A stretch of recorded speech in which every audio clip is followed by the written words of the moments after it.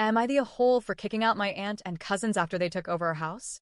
I, 17F, only child, live with my mom in what used to be a really quiet, clean, and peaceful home. A few months ago, my Aunt Kendra, 35F, and her two kids, Alex, 16M, and Danny, 15M, moved in with us after Kendra got evicted. My mom, being the kind and generous person she is, didn't even think twice. She immediately offered them a place to stay, rent-free, so Kendra could work, save money, and eventually get her own place. At first, I was okay with it. I figured it would just be for a short while, and I tried to be understanding because, well, they're family. But things changed very quickly. The first thing I noticed was how loud my cousins were.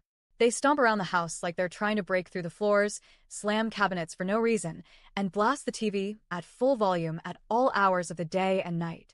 They also leave lights and electronics running constantly. Before they moved in, our electric bill was around $60 a month. Within one billing cycle of them being here, it skyrocketed to $330.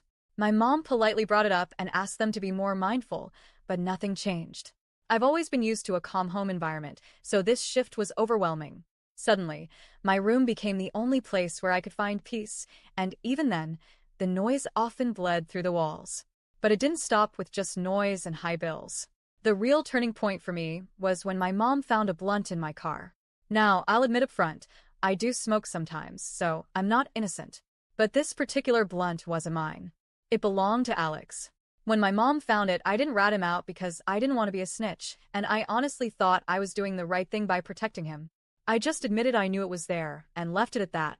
But later, Alex completely betrayed me. He told Kendra that I had the plug, that I was the one who knew where to get weed, and basically threw me under the bus to save his own skin. He even lied about what it was, trying to downplay it. Because of this, I got into huge trouble with my mom. I lost all my privileges, while Alex and Danny only lost their phones for one day. That's when I really started to resent him. I had his back, but he didn't even hesitate to sell me out when it was convenient. After that, Kendra forced us to make up for the sake of peace, but it was clear Alex only did it because he still needed me for rides to work. Once I realized that, I stopped driving him anywhere. I even ended up quitting my own job where Alex also worked, just so I wouldn't have to be around him anymore. And honestly, that's just one incident. The whole family has been a nightmare to live with. They make constant messes and never clean up after themselves. They barely shower, and it got so bad that the couch in our living room started to smell like bad hygiene. My mom even said she was planning to just give them the couch when they finally leave because she doesn't want it anymore. When she tried to bring it up with Kendra, my aunt didn't take accountability at all.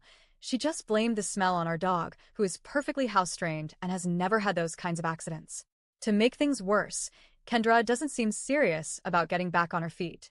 She spends money on random, unnecessary things like a lemon squeezer, an electric can opener, and multiple pairs of pajama pants, instead of saving for rent or an apartment deposit. Then she hurt her leg, just a sprain, and started using it as an excuse every time my mom asked her about finding a place. She would act like my mom was being unreasonable for pushing her to move out when she was injured. They moved in at the end of June, and Kendra originally said they'd be gone by the end of August. But when August rolled around, she acted surprised, like she thought she had more time. From my perspective, it felt like she just planned to stay until she felt like leaving, not when my mom actually needed her to. Meanwhile, the tension in the house has gotten unbearable.